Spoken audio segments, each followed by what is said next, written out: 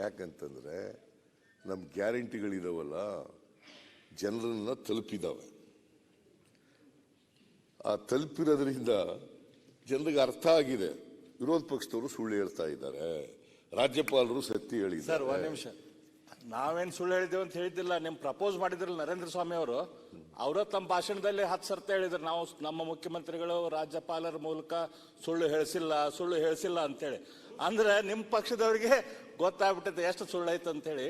ಅವರು 10 ಸರ್ತಿ ಹೇಳಿದ್ರು. ಈಗ ಬಿಜೆಪಿ ಅಂದ್ರೆ ಸುಳ್ಳಿನ ಪಕ್ಷ ಅಂತ, ಸುಳ್ಳು ಹೇಳೋದ್ರಲ್ಲಿ ನಿಶ್ಚೀಮರು ಇವರು. ಅದರಿಂದ ನಾನು ಹೆಚ್ಚು ಅವ್ರನ್ನ ಕೆಣಕಕ್ಕೆ ಹೋಗಲ್ಲ. ಕಾಂಗ್ರೆಸ್ ಅಂತಂದ್ರೆ ಬಹಳ ಸತ್ಯ ಹರಿಶ್ಚಂದ್ರರ. ನಾನು ಹೆಚ್ಚು ನಿಮ್ಮನ್ನ ಕೆಣಕಕ್ಕೆ ಹೋಗಲ್ಲ. ಯಾಕಂತ ಪ್ರಾರಂಭದಲ್ಲೇ ಶುರು ಮಾಡಿಬಿಟ್ರಿ, ನಾವು ಸುಮ್ಮನೆ ಕೂತಿದ್ವಿ. ಇಲ್ಲ ಬಸವರಾಜ್, ನಾನು ಯಾವತ್ತೂ ಕೂಡ ನಿಮ್ ಭಾಷಣ ಹೆಂಗ್ ಮುಂದುವರಿಬಹುದು ಅಂತ ಅಂದಾಜ್ ಆಗ್ತಾ ಇದೆ. ನಮ್ಗೆ ಅಂದಾಜ್ ಆಗ್ತಾ ಇದೆ ಸರ್. ಸುನೀಲ್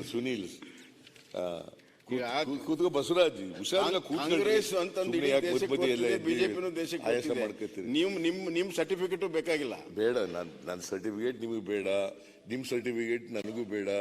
ಈ ರಾಜ್ಯದ ಜನ ಇದಾರಲ್ಲ ಅವ್ರ ಸರ್ಟಿಫಿಕೇಟ್ ಕೊಡ್ಬೇಕಲ್ವಾ.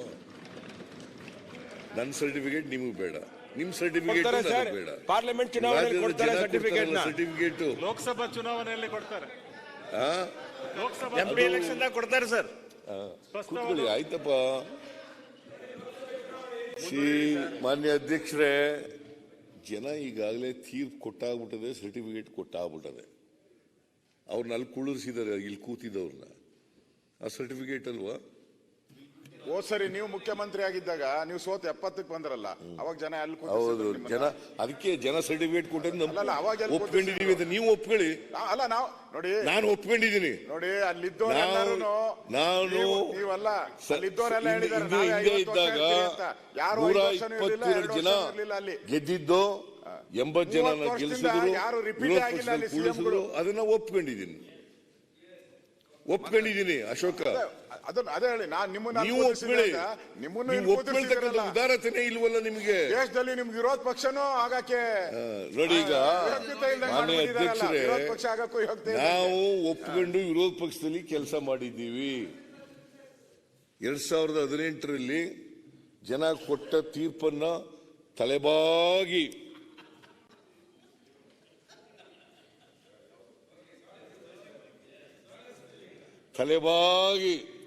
ಒಪ್ಕೊಂಡಿದ್ದೀವಿ. ನೀವು ತಲೆಬಾಗಿ ಒಪ್ಕೊಳ್ಳಿ.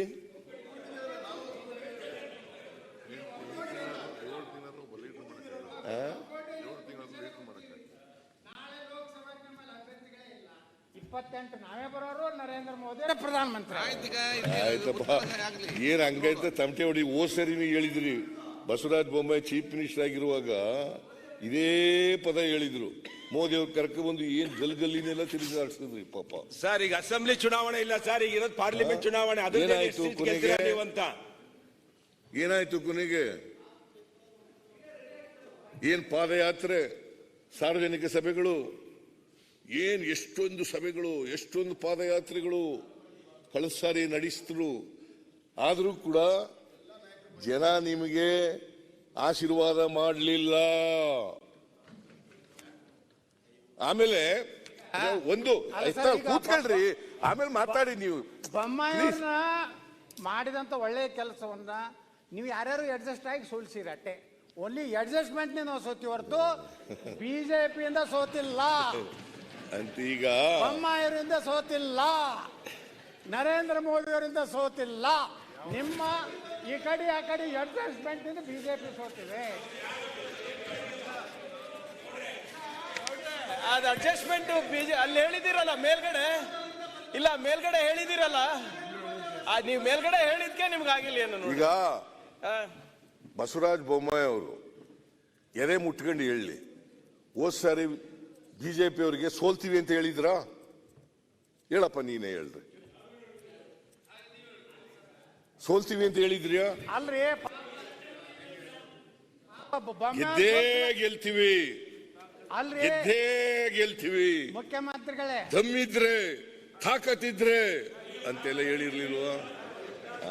ಅವೆಲ್ಲ ಹೇಳಿದ್ರಲ್ವಾ? ಆ ದಮ್ ಇದ್ರೆ ನೀವು ಹೇಳದವ್ರು, ನಾವಲ್ಲ. ಕೂತ್ಕೊಳ್ರಿ ಪ್ಲೀಸ್ ಯತ್ನಾಳ್ ಅವ್ರೆ, ನಾವು ಕೊಂಡು- ನೀವು ಯುವರ್ ಸೀನಿಯರ್ ಮ್ಯಾನ್, ಕೂತ್ಕೊಳ್ಳಿ ಪ್ಲೀಸ್. ನೀವು- ಈಗ ನನಗೆ ಸ್ವಲ್ಪ analysis ಇವತ್ತು ಮಾಡ್ಕೊಳ್ಳಿ, ಗಂಟು ವರ್ಣಾಲಿ ಇನ್ಫೆಕ್ಷನ್ ಆಗಿದೆ, ಏನಾಗಿದೆ? ನೆನ್ನೆನೆ ಉತ್ತರ ಇನ್ನೊಂದು ಕೊಡ್ಬೇಕಾಗಿತ್ತು. ಶಿವಮೊಗ್ಗದಾಗೆ ಎಲ್ಲ ಅದರಿಂದ ಆಯ್ತು, ಈಗ ಉತ್ತರ ಕೊಡಿ, ಅವಕಾಶ ಕೊಡಿ. ಕೂತ್ಕೊಳ್ಳಿ ದಯಮಾಡಿ.